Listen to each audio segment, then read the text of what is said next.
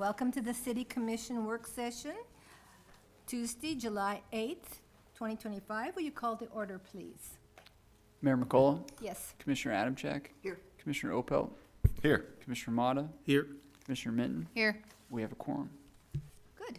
Will you join me in the Pledge of Allegiance?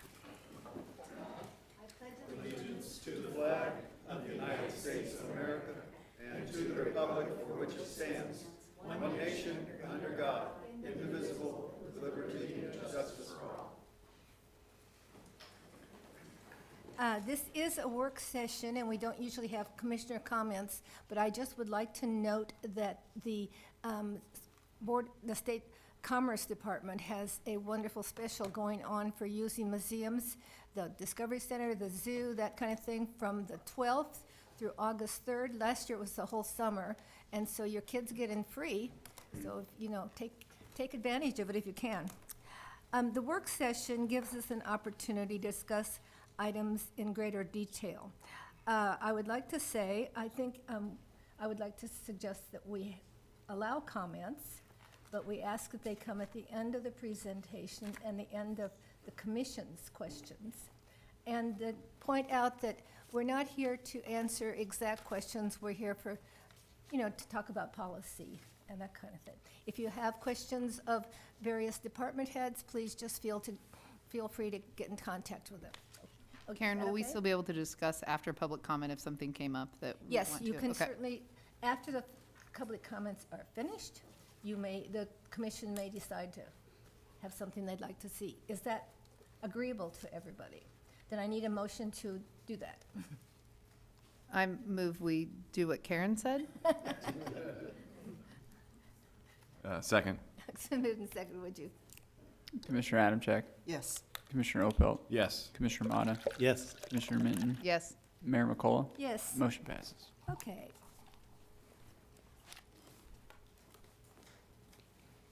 Oh, there's couldn't find my piece of paper. Are you ready for me, Yeah, I'm Mayor? ready. Okay.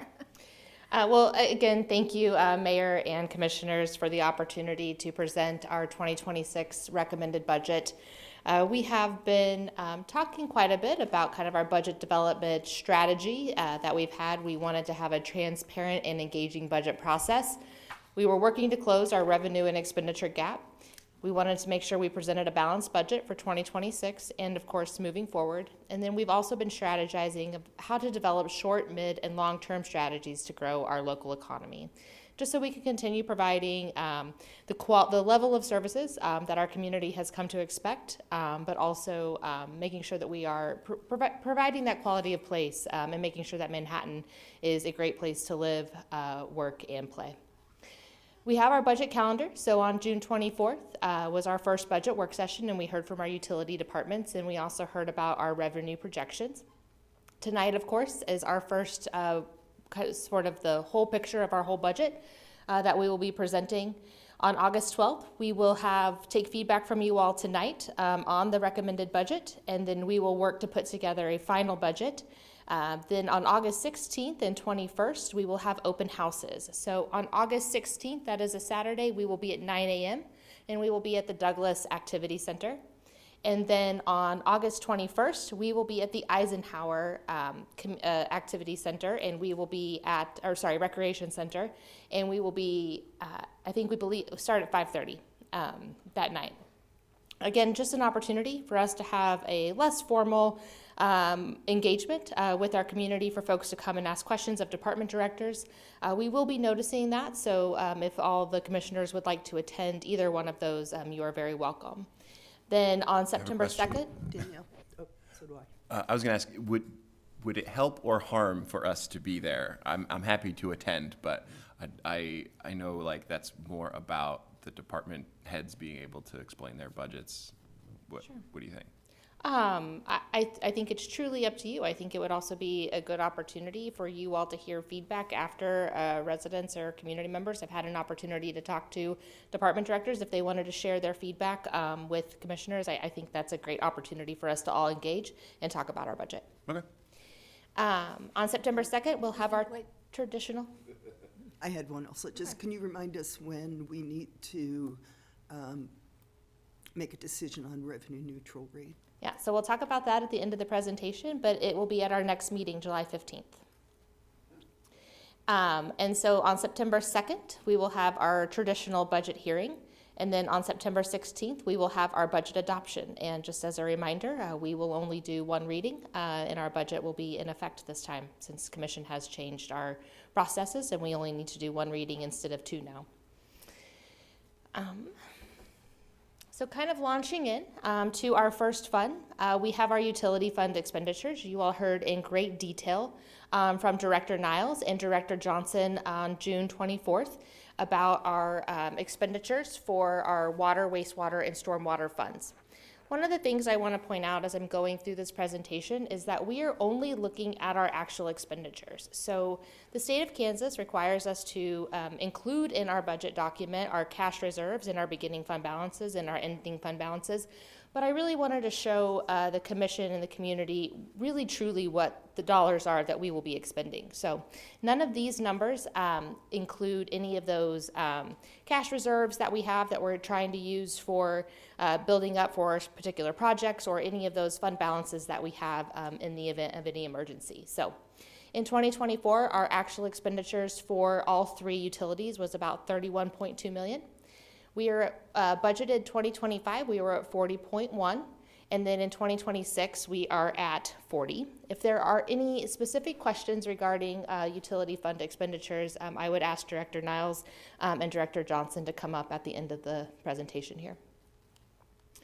For our debt service expenditures, we have 19.1 in 2024. We budgeted 19.8 in 2025. And then in 2026 budget, you'll see that we jumped to 22.4 million, almost $22.5 million for our debt. Those two payments that we have coming online are the joint maintenance facilities. We have a payment coming online for that. That's about $1.7 million. And then we also have North Campus Corridor, Phase 9. We have a payment coming online in 2026 for that project as well. We have several different special revenue funds. We have 26 revenue funds. I am not going to go through every single special revenue fund that we have on the books. I'm going to highlight a few of these that traditionally we have spent more time on or have generated more conversation as we go through our budget process. However, if the commission has any questions about any of those specific special revenue funds, they are included in the budget book that was presented to you all. And we are happy to dive into those details and go through those with you. So our sales tax is our first special revenue fund. This is, we take half of the 1 cent that we generate and we put it in our special revenue fund. It is used to supplement other funds such as the employee benefit fund, the general fund, and then also the fire pension KP&F. So we are projecting that we will generate about $7.6 million in 2026, and we will be using that to supplement those other funds. Our economic development tax, again, this is one of those where we are showing what our actual expenditures are. So the economic development tax is the 30% of the half cent that we generate with our economic development tax. So that half cent of that economic development tax, 70% of that goes for debt infrastructure. The other 30%, 20 of that is for our jobs and our grants and things that we want to use to promote economic development in our community, including the chamber contract that we have. And then also, this is where we account for our workforce housing sales tax dollars and those programs and those initiatives that we have with our workforce housing. So although we are only projecting right now to spend $1.293 million in 2026, we will certainly be generating more than that, but this is just what our planned expenditures are in 2026. Street maintenance, this is our dedicated sales tax that will be sunsetting in 2026. I wanted to make sure I put an asterisk next to this one, pointing out that you see that large jump from that 3.1 in 2025 to 6.7. It's not necessarily that we are generating that much additional sales tax there, but we are planning on spending down some of those some of that cash that we have been setting back for special projects in 2026. Rec trails, this is a special revenue fund that we have. This is our dedicated park and rec that will be sunsetting in 2027. Again, you have our expenditures there will be 4.298. Most of this is going towards and dedicated towards finishing Seco Park. Can I ask a question? So, course. with the street maintenance, that's essentially we're taking money from the sales tax bucket and putting it in the street maintenance bucket. Is that what you're saying?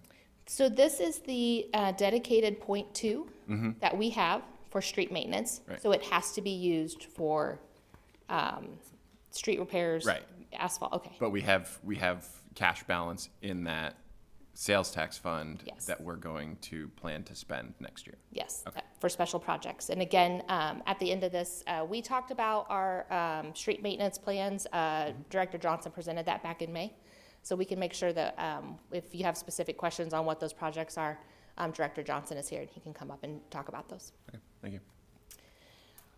Tourism and convention. In 2024, you all used $1.5 million of cash balance that had been building up in this fund to backfill the general fund balance because we were spending down in 2024. I just wanted to demonstrate that those are actual expenditures, but that is not necessarily what we had collected. And so then in 2025, we are budgeting to spend 2.7 million, and then in 2026, we are anticipating spending about 2.8. Again, this is where we use our transportation, our transient guest tax dollars. So this is for funding the our Convention and Visitors Bureau, also where we use to fund Manhattan Arts Center and some of those other outside agencies. Special alcohol and special parks and rec, and then special street and highway tax. So these are taxes that are collected and passed through to us at the state level. So special alcohol and special parks and rec, those go towards park projects. And the special street and highway, of course, is what we call our gas tax. So taxes that are collected on gasoline, and then of course we use those for street maintenance, snow, ice removal, those sorts of things. So we are planning on spending 4.4 in 2026 in special street and highway. City University, we have committed $500,000 a year for the North Campus corridor payments that we have using the City University franchise fees. Aggieville Business Improvement District and the Downtown Business Improvement District. These are actually pass-through fees. So these are the groups in DMI and Aggieville Business Association. They actually collect dues from their businesses down there, and then we pass those on to those entities as they come into us.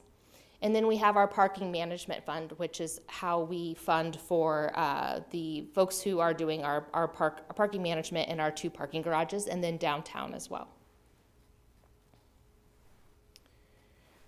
Other special revenue funds that we have, of course, are our employee benefit, fire, KP&F. So both of these expenditures are really based on the number of employees that we have, positions that we have filled, and then, of course, salary increases that we have. These are all really dependent on, our expenditures are dependent on those 2 things.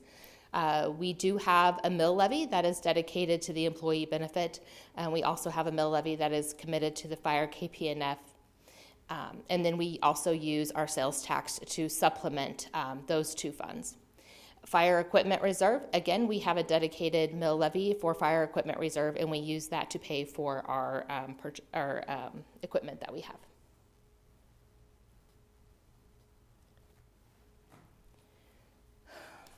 Rounding out our special revenue funds that we have a Riley County Police Department. You will see that in 2024, their actual budget was $21.3 million. Their 2025 budget was $23 million, and then in 2026, they are proposing, the law board approved our portion, which will be $24.6 million.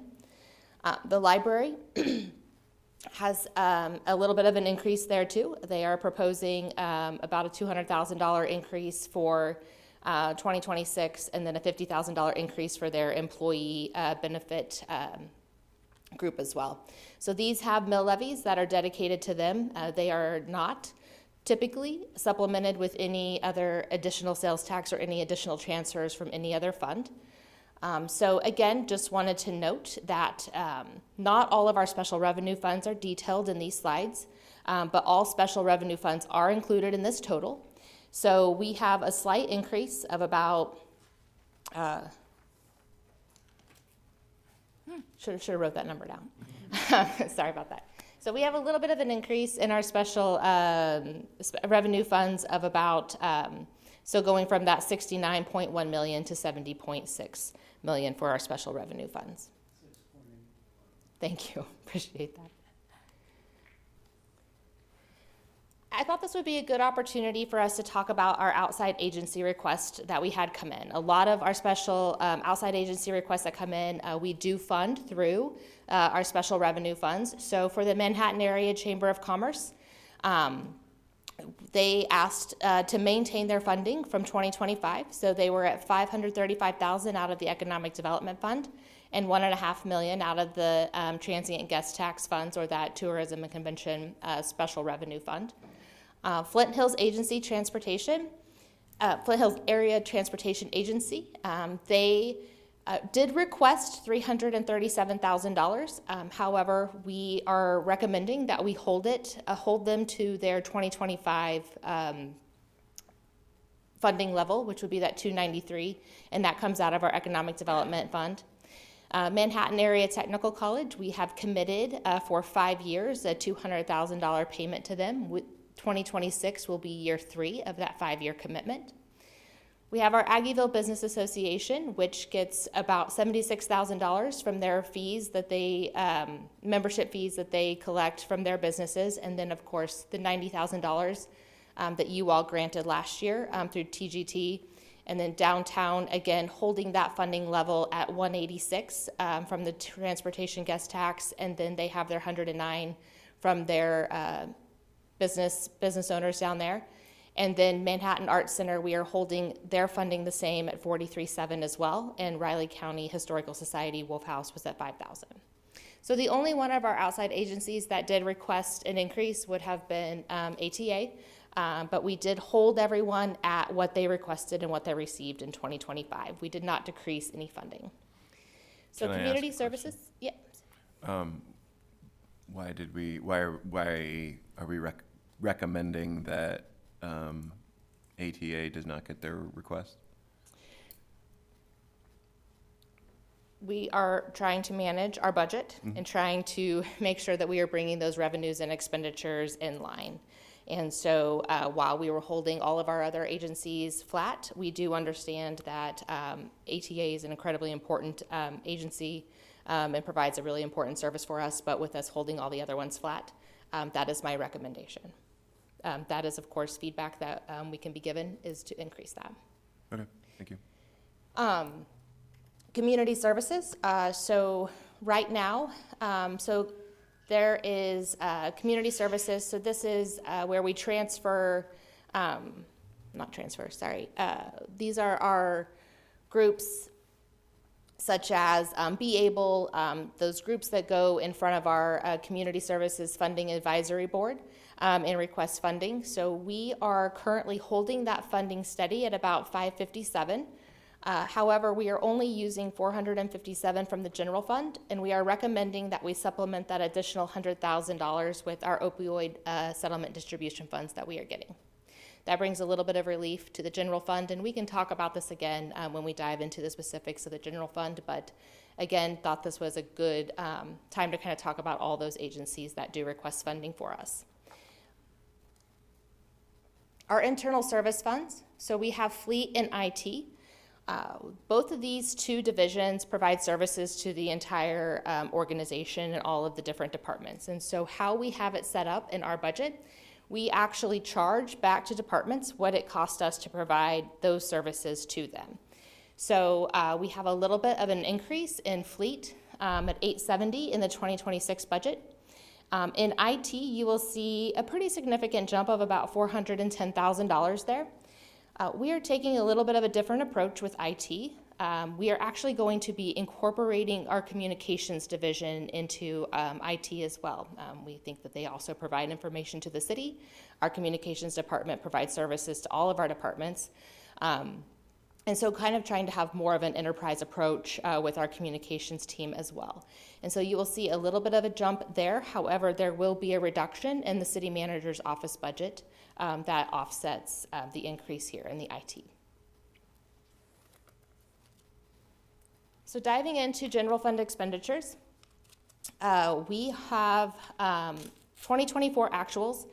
We have talked a lot about how important it was in 2024 for us to maintain that $36.5 million expenditures so that we were not spending too much of our fund balance and getting into and depleting that fund balance so that we would be able to maintain a healthy fund balance.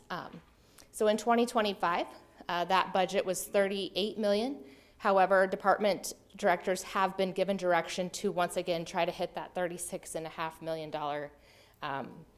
spending expenditures. And then in 2025, we gave very similar direction of trying to dial back down and really bring our expenditures for the general fund in line with the revenues that we are generating for the general fund.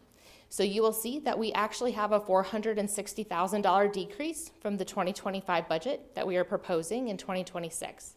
Part of this, of course, is due to the transfer of animal services to Riley County Police Department for about $300,000. And then I really want to credit, I know it's only $160,000, and that seems like it's not that much money when it comes to a $37 million budget. But I really want to credit our department directors for really sharpening their pencils, really putting their hats on and trying to bring our expenditures in line and being very mindful of the direction that they were given to try to hit what our revenues are going to be projected and bringing our expenditures in line with that.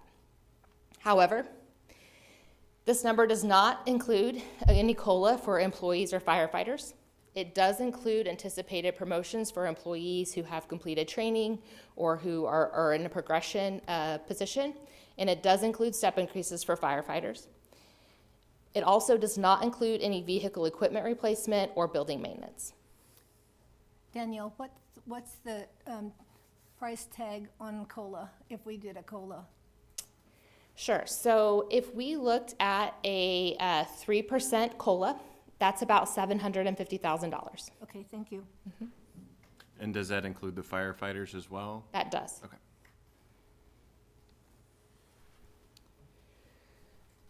So we wanted to show, for this first round of budget discussions, we wanted to not make any of those changes that we had talked about with the city manager's office, but one of the things that we are working on is actually deploying some of those resources that we have in our city manager's office throughout the rest of the organization that could use a little bit, where we need some additional support and resources. So one of the things that we are proposing in the 2026 budget is to move our assistant city manager, one of our assistant city managers into the Public Works Department to serve as an assistant Public Works Director, and then also moving one of our other assistant city managers into the role of an IT director. So again, trying to really deploy some of those resources that we have in that city manager's office in other areas where we need it. So you will see this number change in the 2026 budget, but really wanted just to highlight that we will be making that move. We will also be moving our building services division under Parks and Recreation, but just as we're having this first conversation and wanted to be able to show comparing where we were at in 2025 and 2026. So our finance department, you'll see there's a little bit of a $200,000 decrease, but if you look at what we did in 2024 actuals, that is still a $100,000 increase to help us with some of those additional services that we need there for help with making sure we're getting our audits done on time, as well as additional support for helping us with our budget. The airport very much stayed flat from 2025 to 2026. Fire department, you do see a bit of a decrease from 10.7 to 9.9. HR, we have $100,000, or sorry, $150,000 decrease. We had a couple positions there that we did not backfill, and we've identified that other areas that are kind of being picked up by other folks who are there. So we're not going to look at backfilling those positions. Public Works, if you will look at the 2024 actuals, we were at 3.9 million, and then in 2026 budget, we are projecting 4.8. This is an area of our organization where for a long time, we did not have a Public Works director in that role. And we've also been hearing that we need to apply more of our resources and allocate more of our resources to this department. This is one of those areas where we've been hearing that we're struggling getting some projects turned around. We've been kind of struggling getting some review plans and stuff turned around. So Public Works Department is one of those areas where we are really wanting to boost up and dedicate more resources to our Public Works Department in 2026. Parks and Recreation is maintaining fairly flat with about a $300,000 increase. Community Development is flat, Legal is flat, and then that joint maintenance facility is flat as well. General Services, there is a bit of a bump here in General Services, but that is attributed to we removed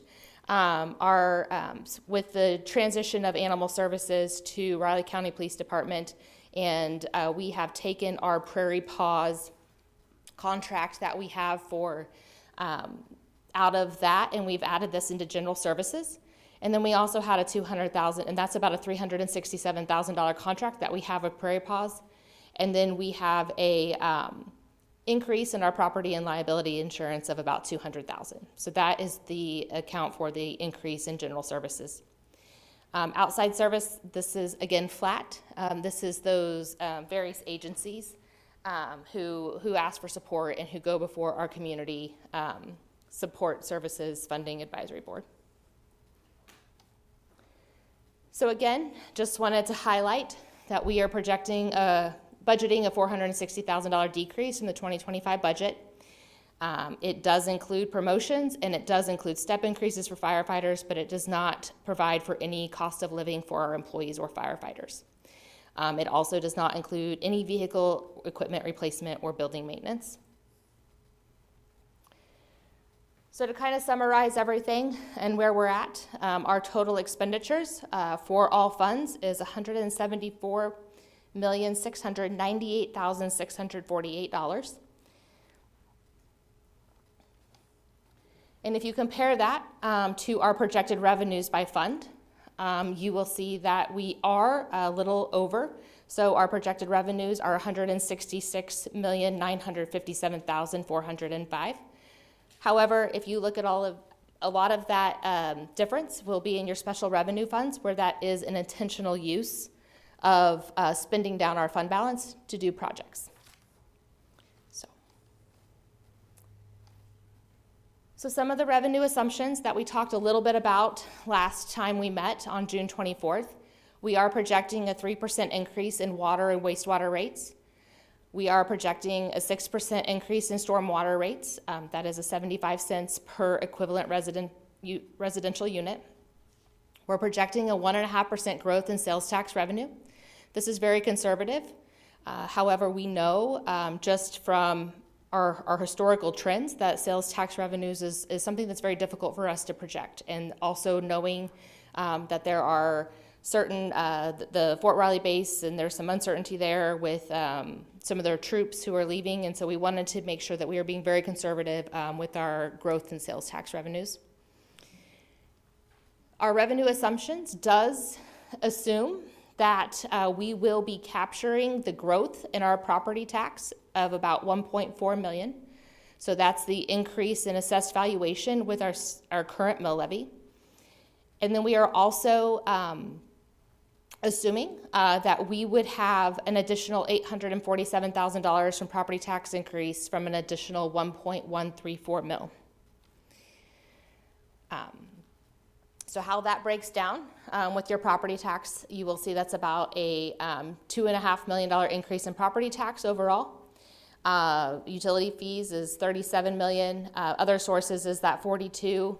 That 1% sales tax is at 1.3 million, and then the 0.95 sales tax, so that's all of our dedicated sales taxes, is about 13.35. Yes.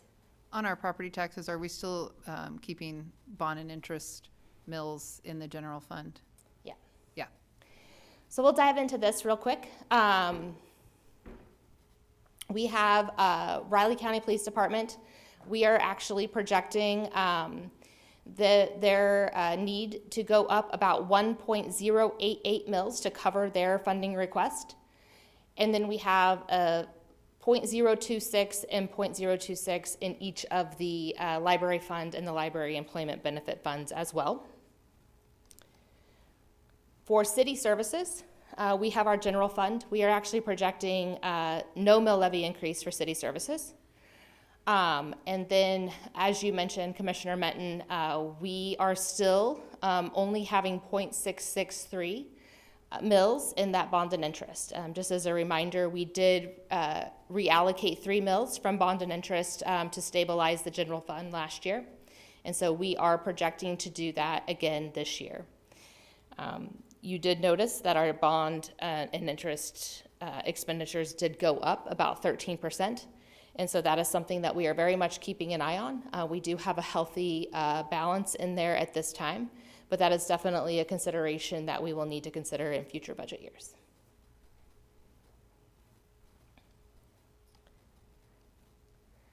So a couple scenarios, and I think what we're really trying to get feedback from the commission on this evening is our first scenario. So the first scenario, which is the 1.134 mill levy increase, it has no COLA for employees, no vehicle or equipment replacement, and no building maintenance.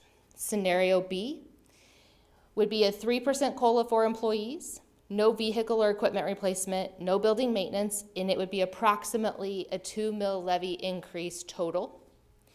Scenario 3 would be a 3% COLA for employees.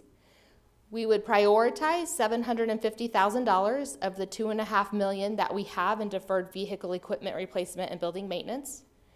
And then that would be approximately 3 mill levy increase total.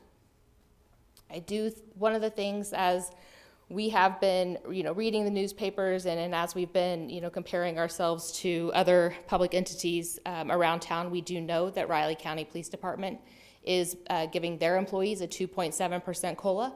And we also know that the county is also budgeting to give their employees a 2.7% COLA as well.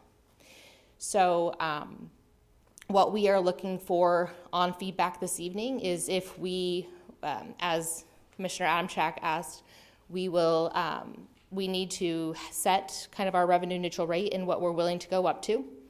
So we have lots of opportunity for discussion this evening about the proposed budget, and then how you all are feeling and the discussions that you all want to kind of dive into this evening will help us determine what action we want to take on July 15th.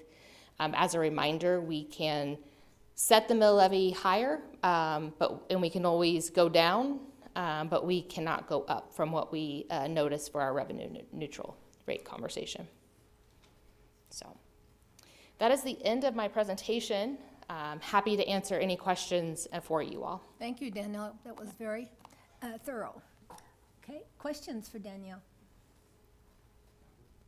Thoughts?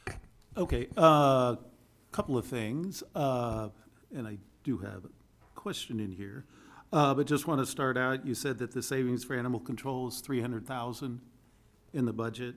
So just to let you know, in the police department budget, that was $342,000. So 80% of that would be $274,000. So we're getting to savings of about $26,000 between the two of those. Also, I've got down that the COLA for the police department was 2.4%. Sorry. On that. As I add your numbers together, it comes out to about a 6% property tax increase with everything together. And the thing I can't reconcile is that in the police department, we increased the budget by 5.4%. Taxes went up about 5.5% because of the difference in carryover. So we only are going up 5.5. yet the city's going up 6. And of course, the big culprit in it is the police department. So I'm having trouble reconciling that. John, I don't understand your question. Can you- Yeah, you can you lost try me on to that one. say- The total taxes are going up 6% if you look at this budget. Are you talking about the Total dollars. total dollars? Total dollars is going up 6%. And if you've. So the total's going up 6%, okay? But the police department is only going up 5.5%. Okay. So it's, how are we going up more than the police department when you just look at the city side of things? It's going up 3.81, but the city and the library combined's going up 7.1, which averages out to 6.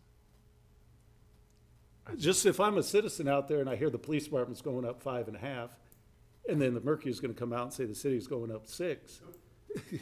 I think you gotta show your math on that one, John. We're all a little confused. And one thing could I add on the pets, this, the police department's gonna pick them up, but we still are paying whatever it is, paws, Prairie Paws. for a 300,000. So we're not saving all of that. We're just, No, we're saving all of that, because Prairie Paws is separate from animal control. yeah.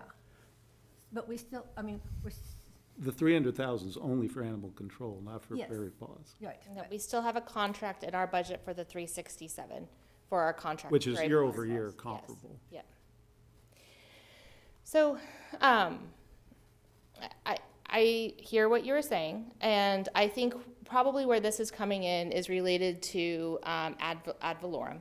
So when we are looking at our total of that, or not ad valorem, sorry, motor vehicle. And so we get a number from the state, and it is projecting that our motor vehicle is going up. And that is included in this property tax number. So while it's not related specifically to the mill levies that we have that get onto the property, we do get that separate number. And I think that that's where that difference is coming in. But we're happy to kind of dive into that and take a little bit more time. Yeah, I just think we need to, because, again, the paper's already published. I mean, I signed the police department budgets. I know what the difference is between the two of them. And I'm looking at this, and it's going up higher in total than the police department. So I think we need to reconcile that. Yeah, and here's one, I wanted to run this number real quick too.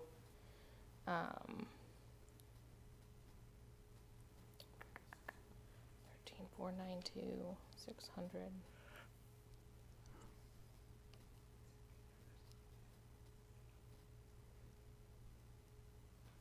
So if we look at this, which is our city services, and we compare what our 2026 taxes levied to the 2025 taxes levied, that's only a 3.8%. Right. So let us spend a little bit of time with that, John, and see if we can, or sorry, Commissioner Mata, if we cannot get a better answer for you on why Yeah. that total, Because we didn't get the Property presentation tax, till today, so I pulled it That out and was started tough, yeah. comparing the numbers. And that's where it yeah.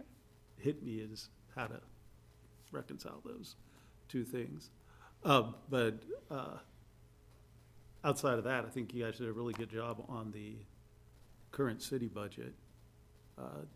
I think a lot of work and a lot of kudos to all the staff for getting those expenses down and for taking the challenge on for the next year to keep them down. I really like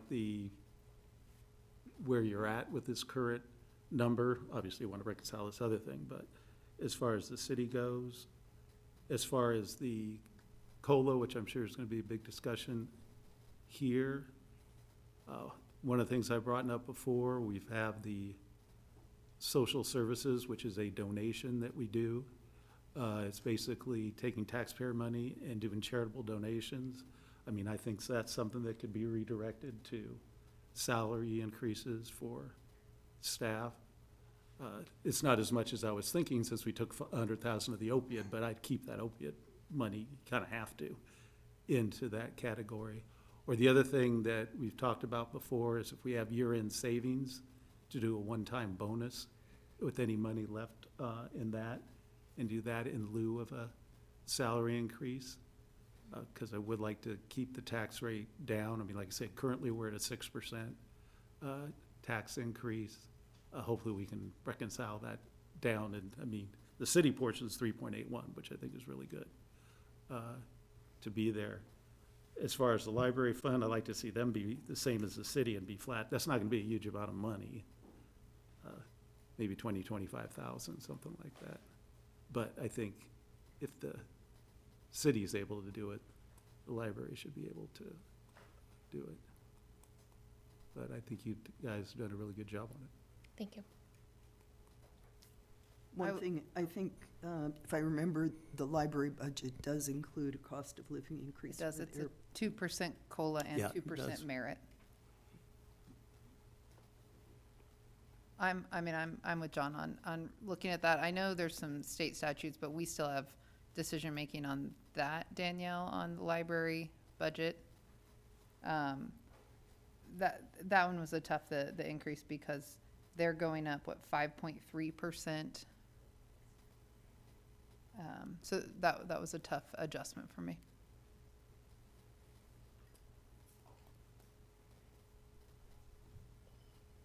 Peter? Yeah, just one point of clarity.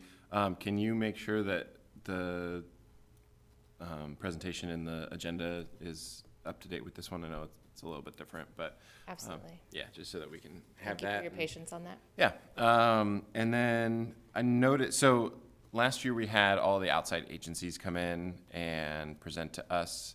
I'm assuming they had that presentation and conversation with you. Is that right? How did those conversations go? Yeah, they did not come in and present. We did not have one-on-ones. I did have a one-on-one with ATA. And I did share with them at that meeting that we would not be looking at any increase to their budget. They are here. I believe most of them are here in the audience tonight. So if you have any specific questions, I would certainly welcome them to the podium to share anything that if you have specific questions for them. Okay. And then, so my other question, and I asked you this yesterday, but I'm going to ask you now. Given if we maintain current level of services, how long is this budget sustainable without a dedicated fund for CIP and raises? Yeah. That's a good question, and thank you for asking it again. It is very difficult. We do know for our employees, we did raises in 2024 following our salary study that we did in 2022. So being able to hold those salaries flat in 2025, it's still difficult, right? We know that the cost of living is going up for everyone in our community.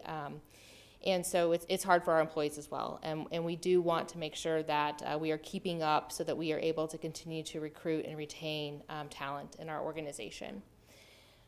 One of the things, as Commissioner Mata mentioned, that we have been talking through is we are doing a really good job of maintaining our expenditures, and revenues are coming in as projected. And so one of the things that we are going to try to continue to look at is seeing if there's an opportunity for us to do a one-time bonus in 2025. That one-time bonus will likely be focused on our employees who are making about $120,000 or less. So this would be most of our, frontline employees who are working in, kind of at that area immediate income in our community. And so trying to look and see if there's an opportunity for us to do a one-time increase. I think that there will be an opportunity for us to do something very similar in 2026 as well, assuming that we're able to keep our expenditures down and revenues continue to come in as projected. I am not sure that we could do this for more than 2 years in a row. I do think that that would be very difficult, because even if we have those one-time bonuses, that's not going into their annual salary and their, into their base, if you will.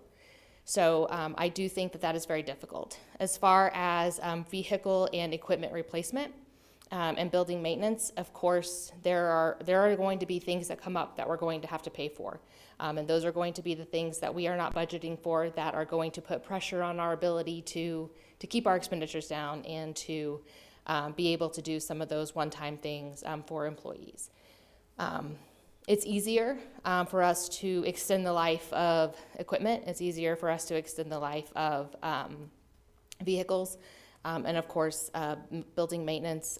But I would very much like to try to start to get in a place where we do have a preventative maintenance program for our buildings, and I would also very much like to get into a place where we can have a more reliable and sustainable program for replacing our vehicle and equipment. But one of the things that I would be interested in as we head into next year's budget development would actually be trying to take a look at doing a multi-year budget, particularly when we have made decisions such as moving those mills out of the bond and interest into the general fund, and trying to have an understanding of how that does impact us in future years and does impact future commissions and does impact, so.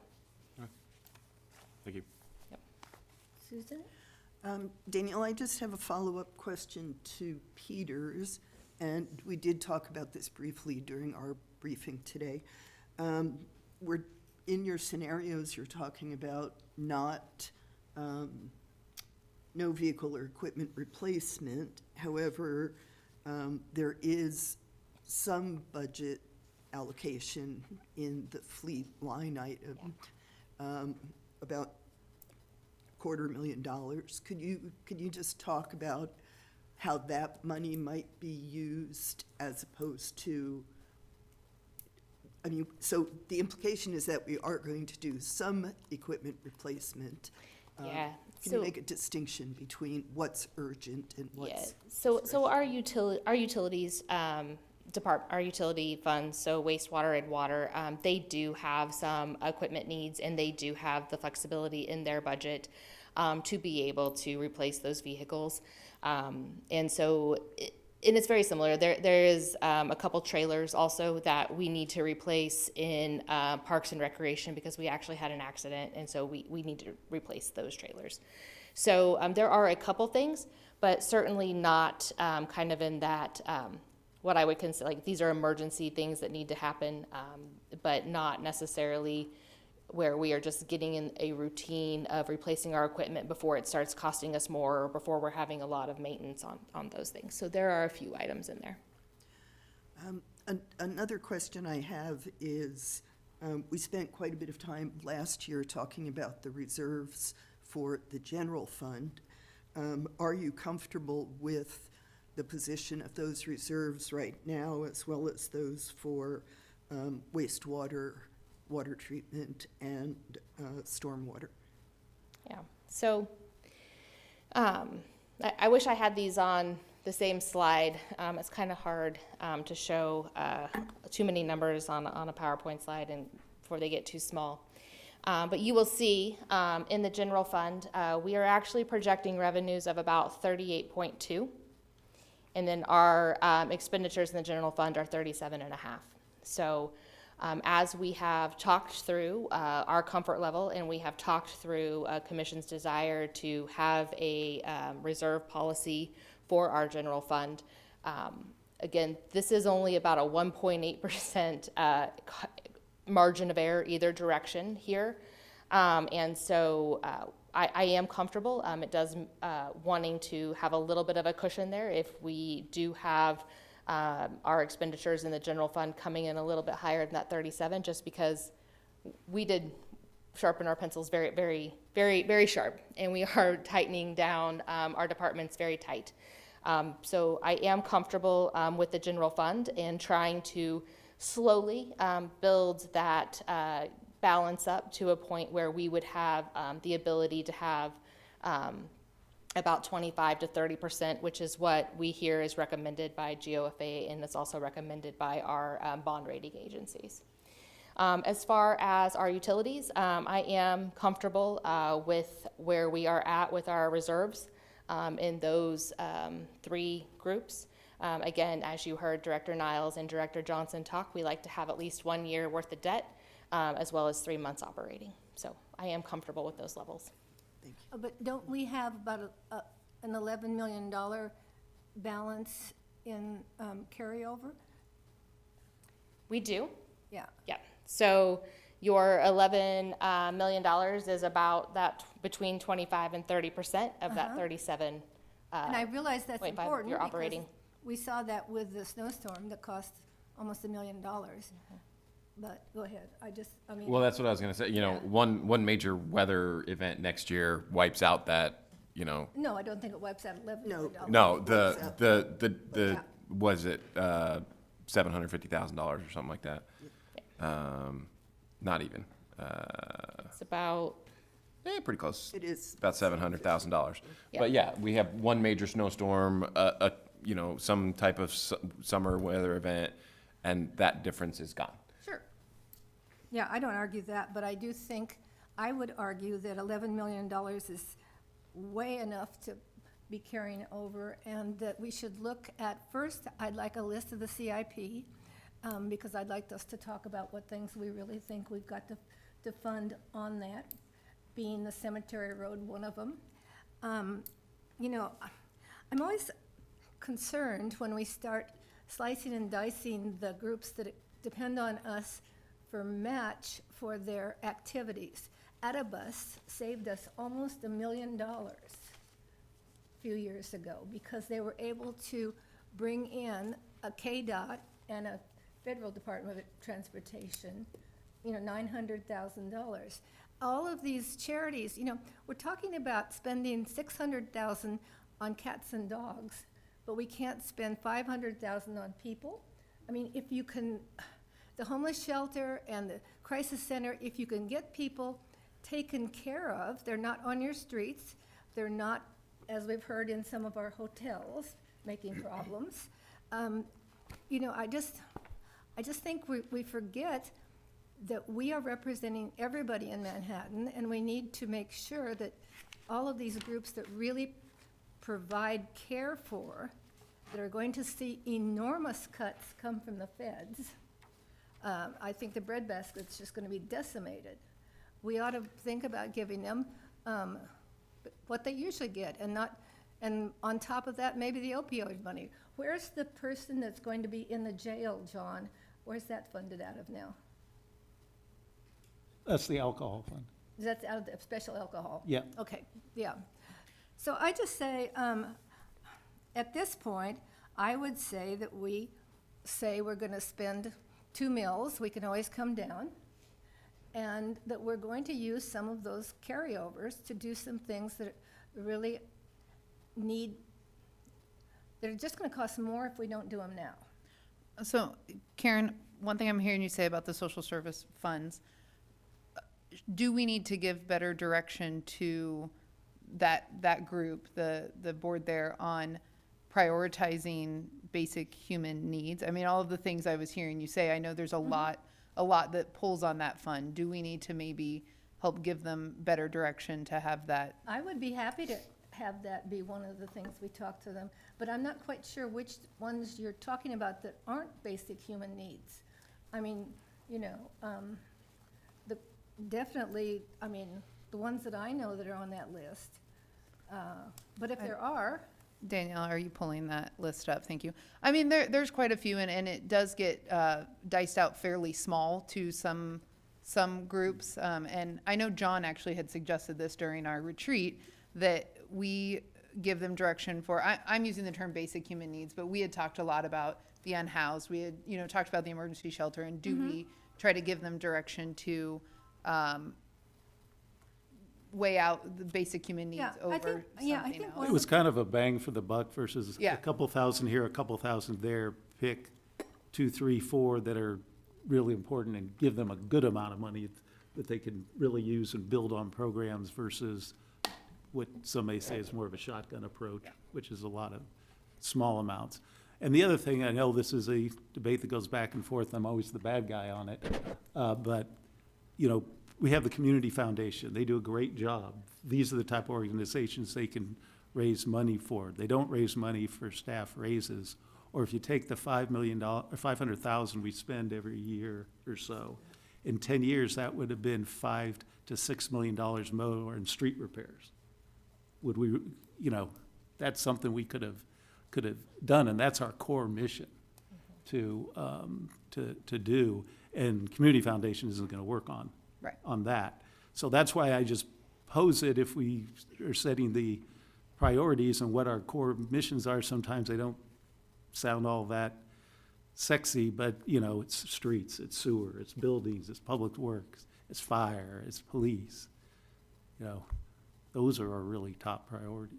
Well, I think social services is the top priority for me, and I think it's very important that we care for those people in our community. And we're not talking about a giant bunch of money here. We're talking probably about 6 cents on the dollar. Just because I do think an ounce of prevention's worth a pound of cure. And if you can keep people off the streets, if you can keep people well, and I mean, look at the thing that the police hate the most is domestic violence. And if you can get, you know, a place where women can go, that they can get away from the abuser, that kind of thing, you can save police lives, and you can save police time. And so we've got the witness program that we put together to help, you know, people in need. I just don't want us to start cutting drastically into social services. I think one point to also remember is that for a lot of these organizations, being able to demonstrate that they have community support is important for their grant writing opportunities and bringing in additional funds. Yeah, those match money, the match dollars are just so important. And, you know, if you have the city, Attabus is here, they can acknowledge that. If you have those dollars, you know, anyway. Hey, you put that, can you go to the parking thing? Because I wanted to bring that up just as a point of, yeah, there's the social services. It's clear, I don't know where it is. I can turn to it quicker in a paper document than I can here. Take your so- time, there's no rush. No, I got you. I'll just say I'm with Yeah. Karen on the social services dollars. I think that that's a very small investment that we're making in the community. I just wanted to bring this You up want to so, be this right here, right, Karen? yeah. Or s- so Mayor McCullough. Just so, this is not for, I mean, just so you can consider this, because I don't know what the answer is. But it was interesting to me that the total revenue for parking is $704,000. Now, space down, will you, to the expenditures?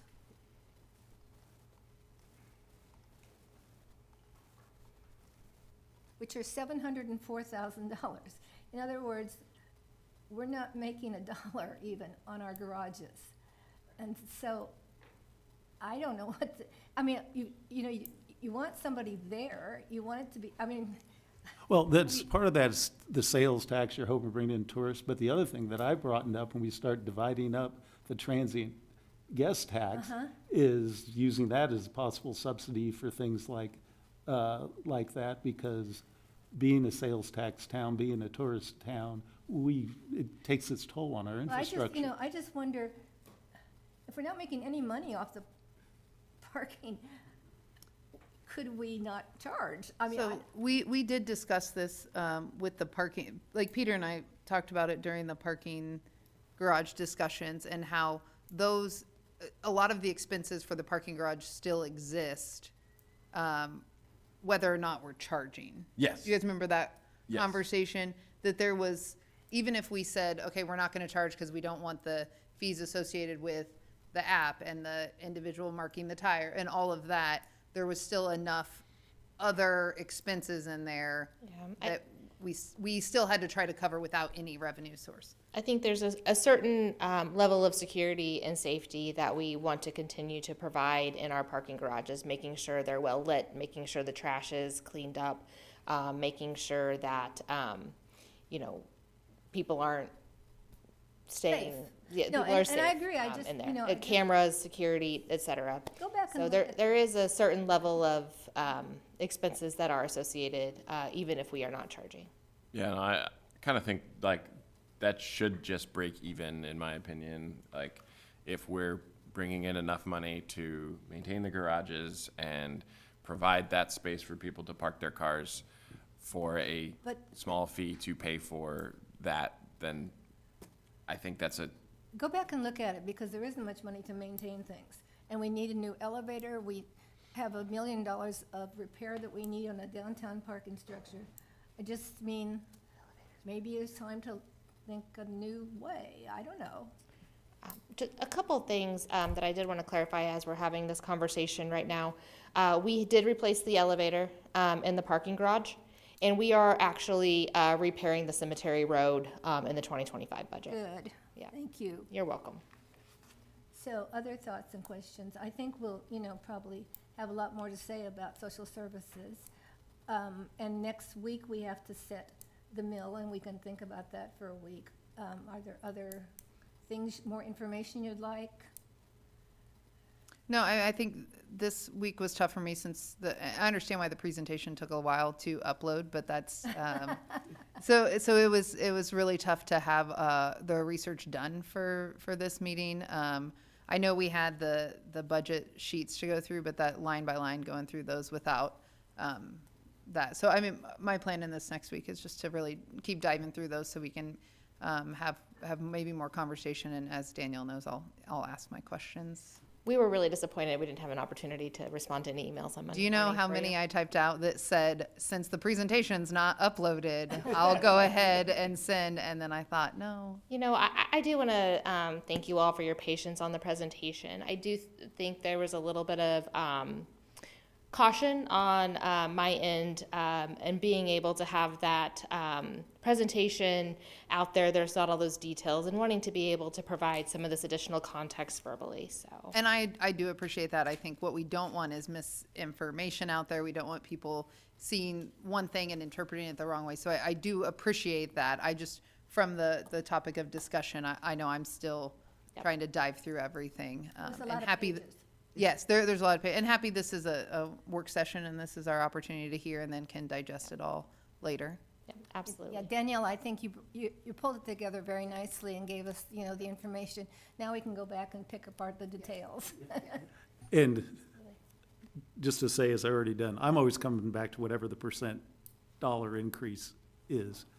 I mean, mill levy's fine, everything else, but to me, it's always what's the percent dollar increase and percent dollar increase year over year. Yeah, we'll do a little research on that and dive into that a little bit more, Commissioner Motto. Okay? No more questions? Public comment?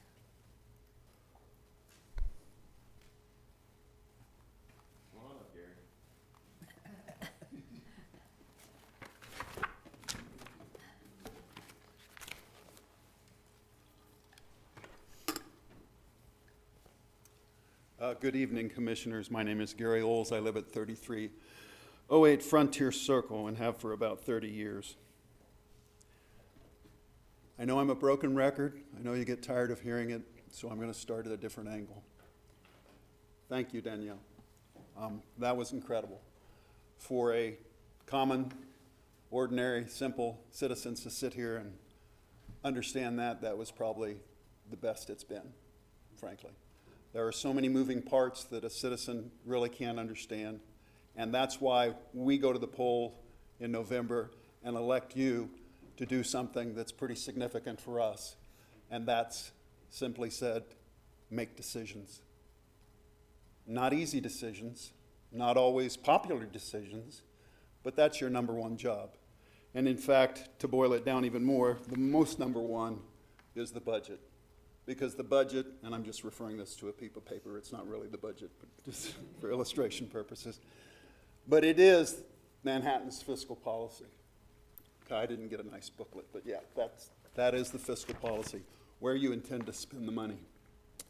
So I just want to take a minute and clap, because you did a really good job. You really did. And it's, you said to me several months ago, because your issue was priority-based budgeting, and you wanted to see how Danielle handled it, so to speak. And I think she did a great job, and absolutely. And you've brought up a great point that kind of dovetails with what Peter is saying, is its priorities. What are the priorities of the city? John articulated them. Social services are important, but they are not a priority of the city. The people behind me, the people out in the community, they're the ones that should be taking care of these organizations through their donations, not with dollars. Now, I have less heartburn when you give them sales tax dollars. You know, I have more heartburn when you give them property tax dollars. And you don't know the difference because it's all mixed into the same fund. But remember, and I know you know this in the time that I have left, you collected about $1.5 million more in ad valorem than you projected in this document.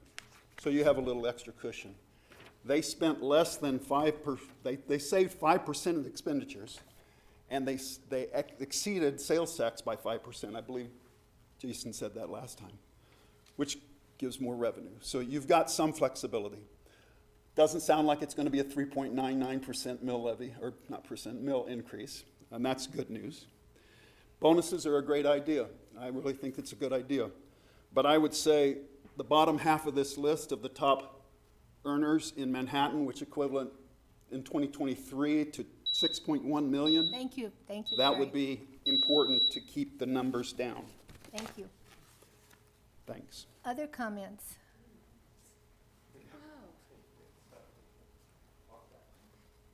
My name's Jerry Bachman. I live at 913 Overhill Road. We moved here, my husband and I, 4 months ago. 4 months? 3 months ago. I'm ahead of myself. And while we love Manhattan, we are very, very sad with the street situation. The streets are a horrendous mess, and praise God, sing hallelujah, that you are going to double that street maintenance budget in 2026.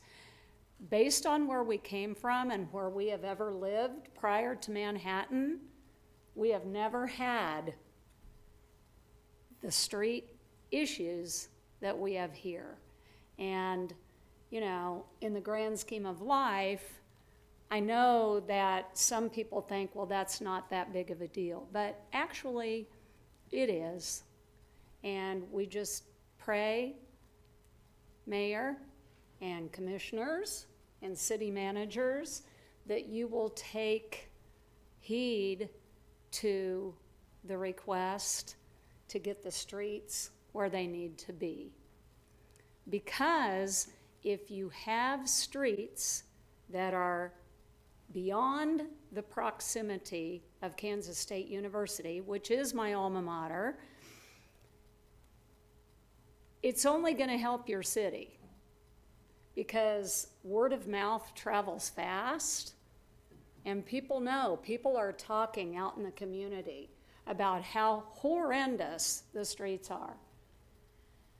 And I just pray that you will do something about it. Thank you for your time. Thank you.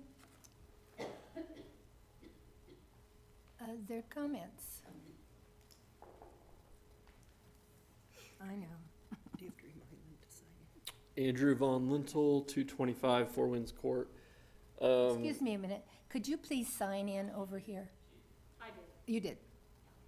Okay, sorry. Andrew Von Lintel, 225 Four Winds Court. Had a rough couple months with a couple of my fellow coworkers who are leaving the city, and talking to them, and we're like, rents are too high, property taxes are too high. I talked to a potential constituent that was, they were like, they planned on retiring to Manhattan, and they built a house in Manhattan, and they're retired, and they're seeing property taxes go up, and they're considering that they made the wrong choice, and they're thinking about moving. And I think it's important at this time to really try to be completely revenue neutral. We made more money as a city than we did last year, and through sales tax, and I would really like to see us hold that line. And I know it's tough because there's a lot of things we're committed to, but the answer is, I mean, we gotta start saying no. I mean, I was just in here for a Riverfront MHK meeting. You know, I know that's a long way down the road, but you know, we're already, you know, these are things, it's not a good look. Thank you. Thank you.